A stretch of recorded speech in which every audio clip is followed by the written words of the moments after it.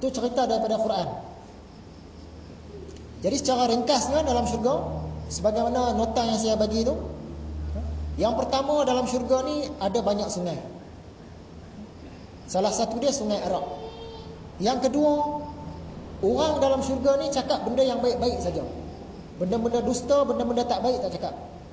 Yang ketiga, dalam syurga ni ada pelamin-pelamin yang tinggi. Kita akan berehat atas pelamin ni sambil tengok pemandangan. Dan kita leka tengok pemandangan ni, asyik.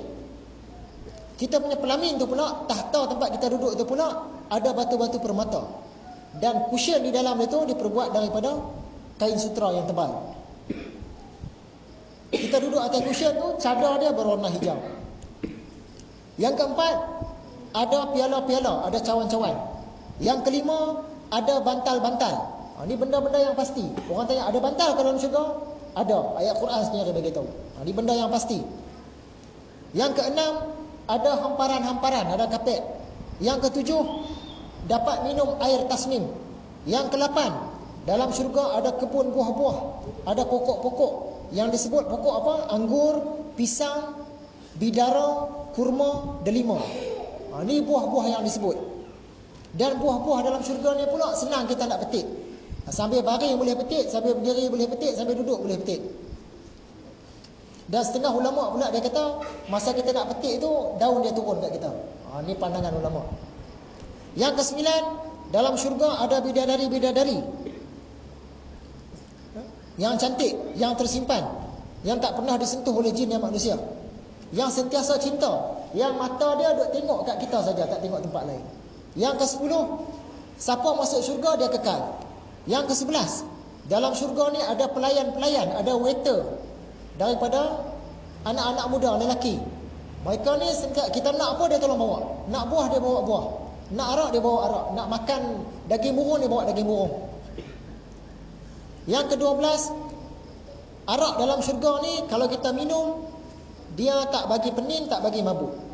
Yang ke-13, kalau kita masuk dalam syurga kita asyik berbalas salam. Selamat, selamat, salam, assalamualaikum, yang tu je. Yang ke-14, ada orang dapat 2 syurga. Yang ke-15, dalam syurga kita punya pakaian diperbuat daripada sutra. Banyak lagi lah kot pakaian-pakaian yang lain. Tapi nak bagi tahu salah satu pakaian dia daripada sutra. Sama ada sutra yang halus ataupun sutra yang tebal.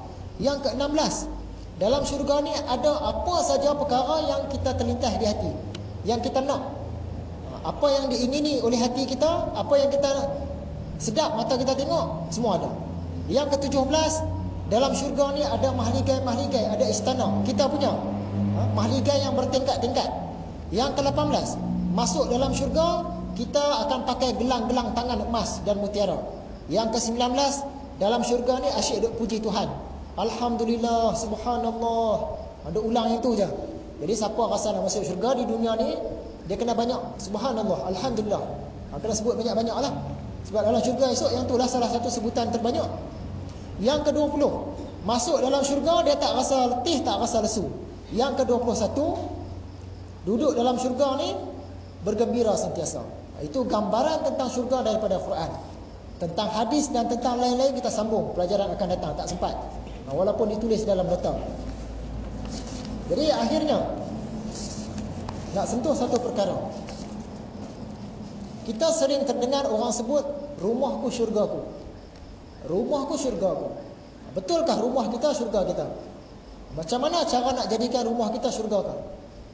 Rumahku syurgaku. Macam mana yang ada dalam syurga sebenar, yang itulah sepatutnya ada di rumah kita.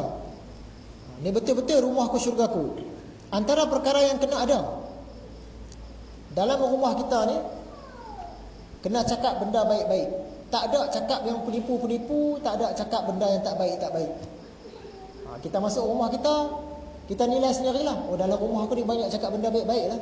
Maksud dia rumahku syurgaku lah tu.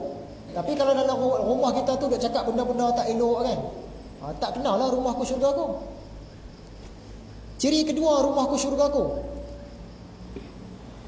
ada pokok-pokok ditanam macam dalam syurga. Sebab fitrah manusia dia suka tengok pokok. Jadi di rumah kita ni kalau boleh tanam pokok lah. Setengah orang dia duduk rumah taman, tak ada ruang nak tanam, dia tanam dalam pasu. Setengah tu nak tanam dalam pasu pun tak ada ruang. Dia duduk rumah flat, dia gantung gambar. Gambar pokok-pokok. Jadi kalau ada pokok-pokok tu, dia memberi gambaran rumahku syurgaku. Tu Tuhan memang galakkan kita tanam banyak pokok. Yang ketiga, anak-anak di rumah yang dah cukup dewasa, dia layan mak dan bapak. Di rumah kita ada tak anak-anak kita yang dah remaja, dia layan mak bapak dia baik-baik. Itu ciri-ciri syurga tu. Rumahku syurgaku. Yang keempat, kaum wanita dalam rumah kita terjaga dengan baik. Maksud dia tak lepas bebas. Kalau ada urusan barulah keluar. Saja-saja nak keluar rumah dia tak keluar. Iaitu isteri kita, adik perempuan kita, kakak kita, anak-anak perempuan kita. Mereka ni terjaga. Macam bidadari tadi. Ini memberi gambaran rumahku syurgaku. Kemudian dalam rumah kita pula ada benda-benda yang berwarna hijau. Baju hijau ke, kapet hijau ke, nak hias warna apa pun boleh. Tapi sekurang-kurangnya ada benda-benda yang hijau. Pokok pun hijau, kira okey dah tu. Seterusnya,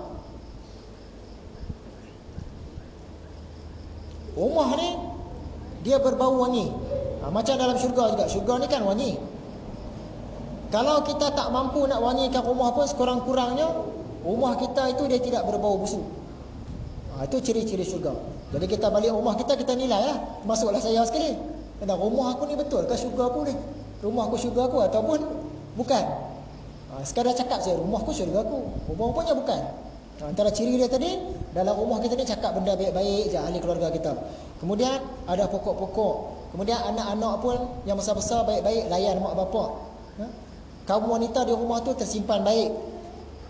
Dalam rumah tu ucapan selamat. Ada doa. Ada benda-benda berwarna hijau. Dalam rumah tu juga tak berbau busuk. Kalau ada ciri-ciri ni, maksud dia rumahku syurga aku lah. Kalau tak ada ciri-ciri ni, mungkin rumahku bukan syurga aku lah. Cuma di mulut saja.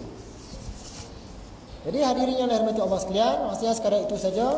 InsyaAllah dalam kuliah akan datang, kita tengok syurga mengikut pandangan hadis. Nabi Muhammad pula cerita syurga macam mana. Kemudian syurga di dalam kitab Bible.